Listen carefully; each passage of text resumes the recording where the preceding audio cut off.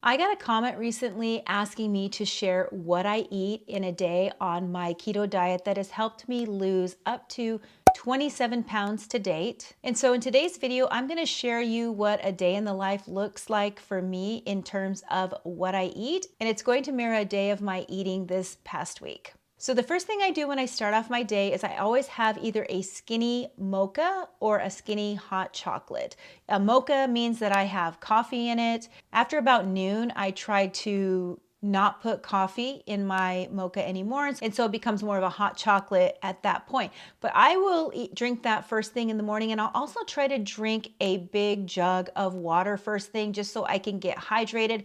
I do use some electrolytes in my first cup of coffee of the day. I use the Trace Minerals. I'll put a link down below if you're interested in checking that out. I only do like 12 drops per day, and I don't know how much it helps me, but I definitely do have a low water percentage based on what my new scale is telling me. And so I'm trying to increase my water intake, and I'm also trying to add just in a little bit more electrolytes to hopefully help me retain a little bit more water, which I think is pretty typical on a keto diet, that your water level is a little lower just because you don't need to hold on to as much water when you don't have those carbohydrates going through your system. So as I'm going through my morning, I'll just sip on my coffee, I'll drink my water, and I'm waiting for that first good hunger signal that it's time for me to eat. And so when I get hungry, which is usually around 8 o'clock in the morning, I will go out into the kitchen.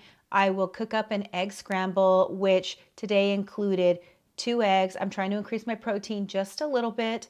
I do about a serving of shredded cheddar cheese.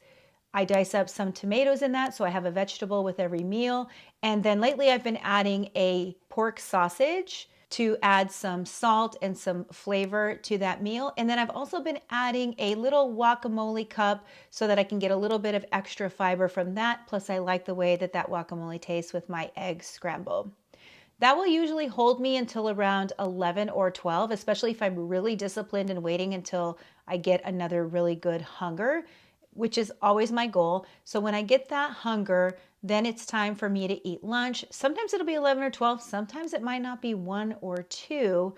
And what I will have for lunch typically is a Bubba burger. I will split it in half because a whole one is like 400 calories, which by the time I add cheese to that and maybe some mayo, that really ramps up the calories, and it's really too much for me at one meal. So I will cut that burger in half. I always cook it. I try to cook it around medium rare, and I will add some melted cheddar cheese on top of that. I love cheddar cheese.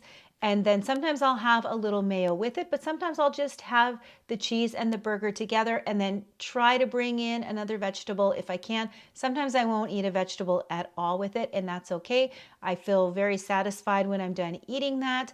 I might have a piece or 2 of my Lily's chocolate bar, which each piece is only around 1 gram of carbs. So individual pieces of chocolate are extremely low carb, and I will munch on a couple of those little chocolates every day throughout the day after a meal because it helps me end the meal, and it also is just a nice little sweet treat that I can have. Now, if I get hungry in the afternoon before dinner, one of the things I've been enjoying was a little creation. I'm sure this is not new, but to me it was new, and it is that I put a slice of pre-cooked bacon on a plate, and then I'll either get a little round Baby Bell cheese, or I'll cut up an ounce of regular cheese off the block, and I'll stick that cheese on top of a piece of the bacon, heat it up in the microwave for about 15 seconds to where the cheese and the bacon are melted, and then I'll kind of roll up that bacon around the cheese and make what I call now a bacon cheese popper.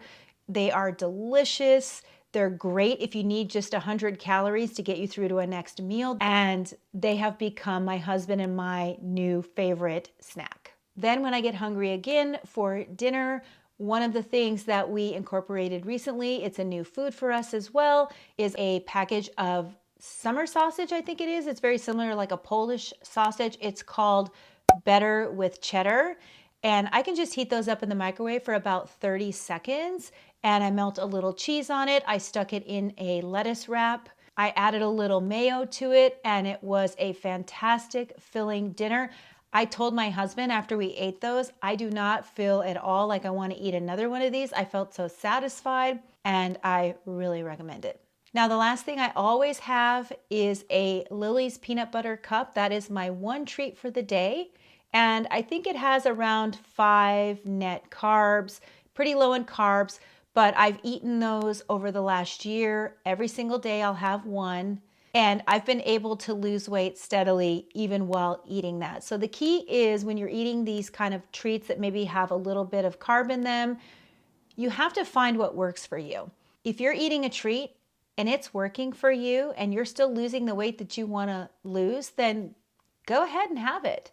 For me, I can't imagine myself not having a treat like that at least every day. And like I said, I'll still even eat a couple of pieces of the Lily's chocolate bar just throughout the day if I just feel like I want a little bit of a sweet treat. Some people get triggered by that and don't do well having any sugar or any type of sweet flavoring drinks throughout the day. That doesn't trigger me. I can have both my chocolate, and I will actually drink around 4 to 5 cups of my skinny mocha or skinny hot chocolate if it's in the afternoon. And those actually help me to not eat other food during the day because I can just sip on them, and they are extremely low calorie and extremely low carb. And again, they have no effect on my weight loss. So if you have any particular foods that you eat during the day on your keto diet that you want to share with the rest of us, please go ahead and leave it down in the comments. We would love to hear it. It's always nice to hear about different new foods that we can try because variety is a little bit of an issue in following the keto diet. But I found by watching other YouTubers or getting your suggestions that I've been able to find new foods here and there that just add a little bit of spice to our meal choices. All right, well, if you're not a part of my 10-pound weight loss challenge, go ahead and go back and check out that video I did recently. Join me to try to lose that next 10 pounds in this first quarter of 2025. I'm doing weekly updates on my weight loss progress, as well as what worked and what didn't work. All right, well, I hope you have a great week, and I'll see you in the next video. Bye.